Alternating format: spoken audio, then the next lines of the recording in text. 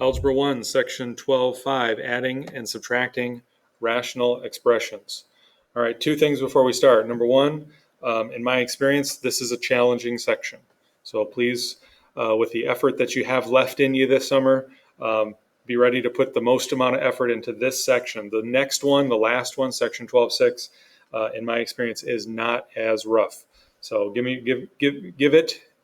your best effort on this one. Secondly, the thing that makes this section harder than a previous section that dealt with multiplication and division is the fact that we're dealing with fractions. And you know that when you have to add or subtract fractions, you have to have a common denominator. And, because at a glance, you might think, oh, adding and subtraction, that's always easier than multiplication and division. But actually, that's not so with fraction. And in particular, what these are called, which is rational expressions, basically algebraic fractions. Because of that fact, because you have to get common denominators. You might think when you were young and, addition and subtraction came a little bit easier than multiplication and division, but with fractions, it's the reverse.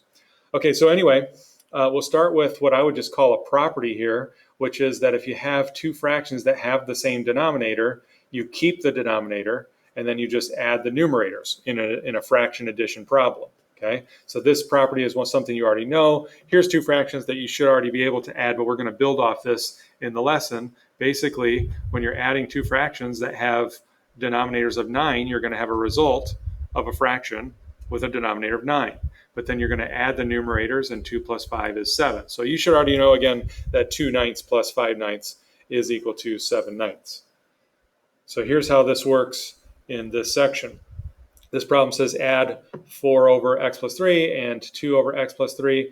Notice that the denominators are the same. Now, again, similar to something that we've come across in a couple different sections, this presentation software doesn't say it the way your book is going to say it. So I'd rather they just do this, right? This is the problem we're going to be adding, right? And this is the way it'll show in your textbook as well. So my apologies for the way they're presenting it here. And I wish they wouldn't show this here, but it's there, so let's just use it. You have two fractions that are both denominators are both x plus 3. So you're going to have a resulting denominator of x plus 3. Just keep it. Just like 2 ninths plus 5 ninths equals 7 ninths. Here the ninth, right? You got x plus 3, keep it. Your denominator is x plus 3. Now they're showing the fact that you take 4 plus 2 then. They're showing that here. I don't think you really need that step. I know you all know that 4 plus 2 is 6. So really we could get right to the answer. And it's going to be 6. I don't know why it does that. 6 over x plus 3.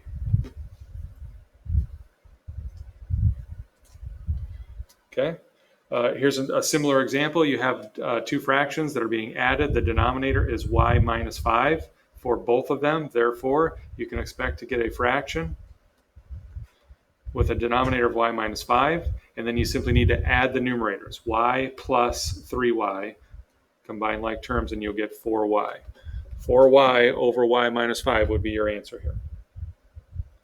Easy enough?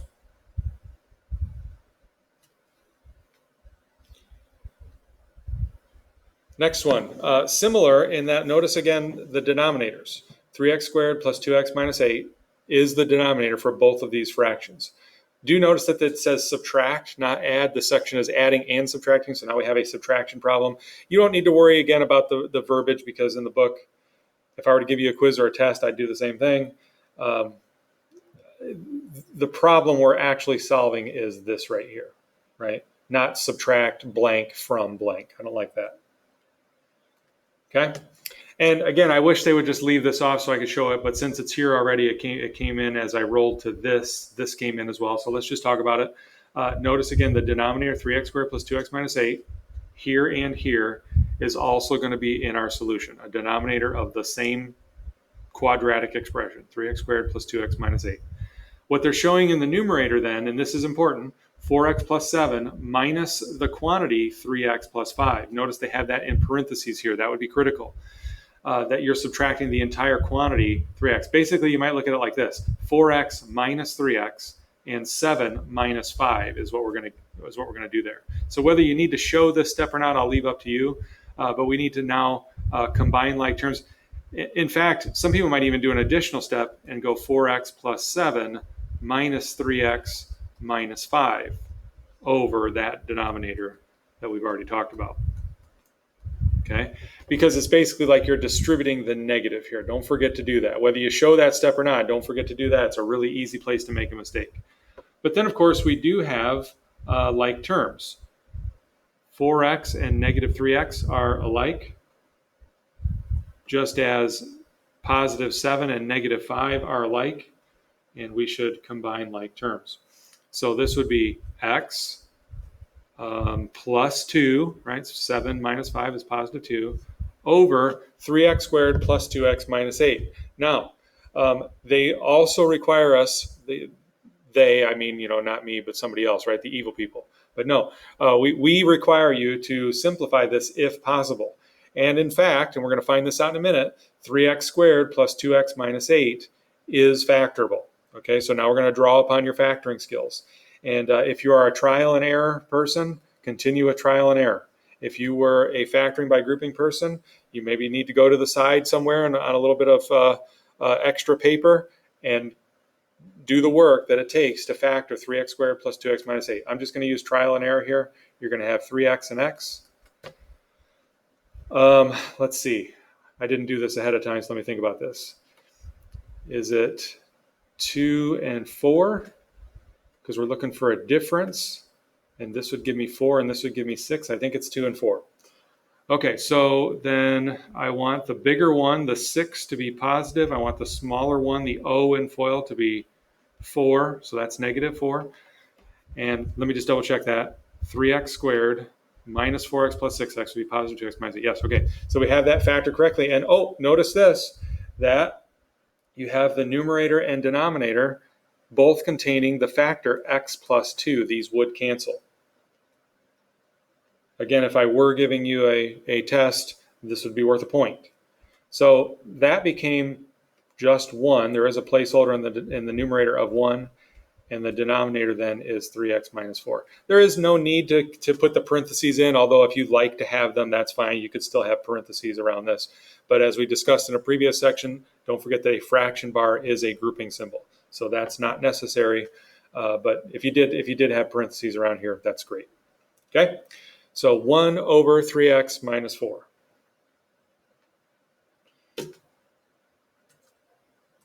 Let's practice something similar here.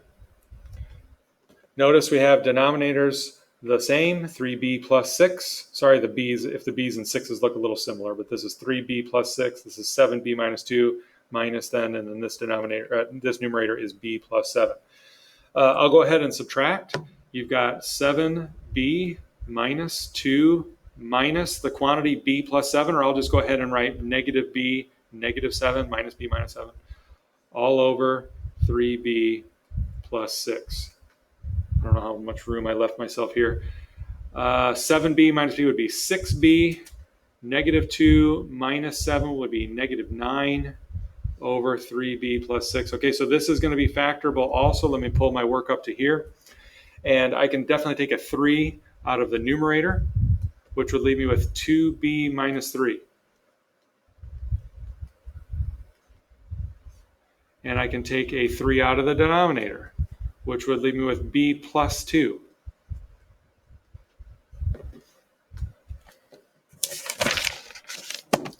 And the 3's would cancel.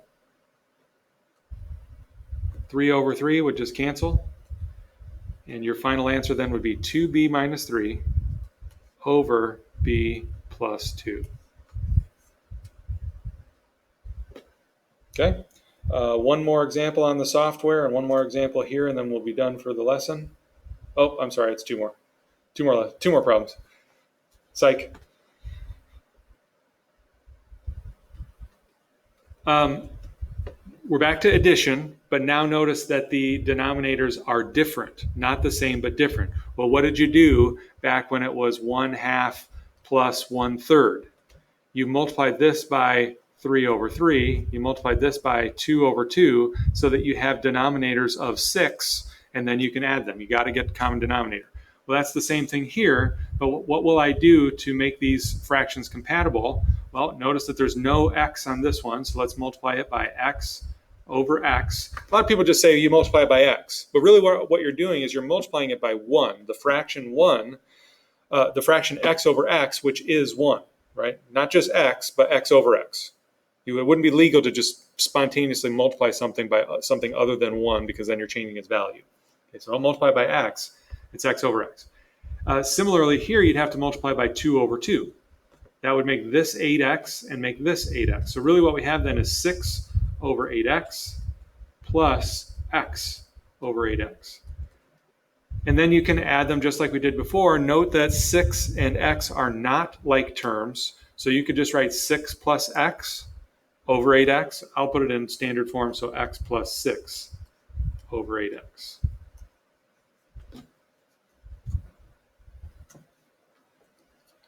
Okay, similar but different. 3 over 7y to the 4th plus 2 over 3y squared. Looks like we're going to have to multiply this one by 7 over 7, and not only 7 over 7, but also y squared over y squared to bring that up to y to the 4th power so it's compatible with this one. And it looks like here we're just going to have to multiply by 3 over 3. Take a second to process that, and you should see that the denominator that we're going to have is 21y to the 4th. 7 times 3 is 21, y to the 4th. 7 times 3 is 21, y squared times y squared. You add the exponents, that would be y to the 4th. Okay, so the problem we're going to deal with now then is 9 over 21y to the 4th plus 14y squared over 21y to the 4th. And we can add those over one fraction, add those to be one fraction over that denominator that is 21y to the 4th. And this would be 9 plus 14y squared. Or I guess to be consistent with what I just did, how about 14y squared plus 9 over 21y to the 4th. I wouldn't mark this wrong, of course, but I was just going for standard form here. Okay? If you were here, I'd say, any questions? Now we have one more. One more here on the software and one more on the starboard. And again, addition. So let's go ahead and show what they have there. Oh, I don't like what they have there. Let's just pretend there's a plus sign here, okay? And we're going to multiply this one by x minus 5 and this by x minus 5. Basically, you're multiplying by the fraction. I'm multiplying the denominator by x minus 5, multiplying the numerator here by x minus 5. Basically, you're multiplying by the fraction x minus 5 over itself, a form of 1. Here, you're going to multiply by x plus 4 over x plus 4. See, each one of those is a factor, and the other fraction lacks the factor that is the denominator of the other fraction, the fraction that it is not, okay? So as I multiply these then, what you're going to have here is x plus 4 times x minus 5 in the denominator. And here you're going to have, if I wrote it in this order, it'd be x minus 5 times x plus 4. That's okay, but just to make them look exactly the same, I'll use the commutative property and flip them around. Okay, same thing. So now my fractions look identical. Again, if these are reversed, you know that's the same thing. In the numerator, I'll go ahead and multiply this just to save a little bit of space. You're going to multiply 7 into both terms. This would be 7x minus 35. Here you're going to multiply 3 in. That would be 3x plus 12. And now it looks similar to a problem that we did earlier. Let's go ahead and add the add the like terms in the numerator. This would be 10x. Negative 35 plus 12 would be negative 23 all over x plus 4 times x minus 5. And that's going to be our answer. Now, someone might say, what's with the form there? Why is it okay to have the top not factored and the bottom factored? Well, first of all, the top one actually is factored. There isn't anything that you can divide out of both. It's not factorable into two binomials. So it actually is factored. But this is just even if it were factorable, it's okay to leave the numerator unfactored. This is just a common way that we do it. It's just more convenient, don't you think? that after you've done the addition here, it's easier to just leave it in simplified standard form, whereas we already had these in factored form, so we can just leave those as well. So that's kind of just standard, and that's the way you'll see the answers in the book, is that the denominator is factored, the numerator is not. Okay, one last problem then. Here you have a fraction that's going to need to be multiplied by the other denominator over itself, 2a minus 1. If I could come up with something less than that, I would, but you just can't in this case. It's got to be the other denominator. It's like, again, the fraction, what did I just use? 1/2 plus 1/3. You know, you have to multiply this one by 3 over 3 and this one by 2 over 2. Whereas, you know, if you had 3/4 plus 1 over 2, you really only have to multiply this one by 2 over 2. Sometimes you can come up with something less. That's not what we have here. We have something more like this situation. This whole fraction has to be multiplied by 2a minus 1 over itself. This whole fraction has to be multiplied by a plus 2 over itself. And I haven't mentioned this yet, so please understand, this is a quantity all of itself, right? 2a minus 1 is a quantity all of itself.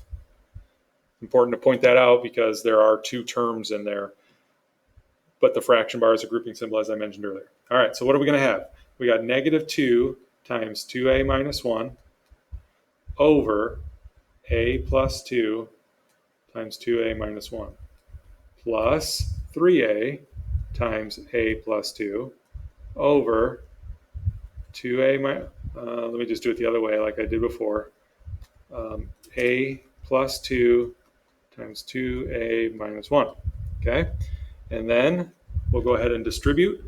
This would be negative 4a plus 2, careful, right? Negative 4a, and then negative 2 times negative 1 is positive 2 over a plus 2 times 2a minus 1 plus, here you have 3a squared plus 6a over a plus 2 times 2a minus 1. Okay, and I've run out of space again. Let me bring that over to here. Descending order would be wise here as well. So as I look at the things that can be combined in all these numerators, it's just this quantity added to this quantity. I'll go ahead and list 3a squared first. Then you have negative 4a and positive 6a, which are compatible. So that'd be positive 2a and then plus 2. All over a plus 2 times 2a minus 1.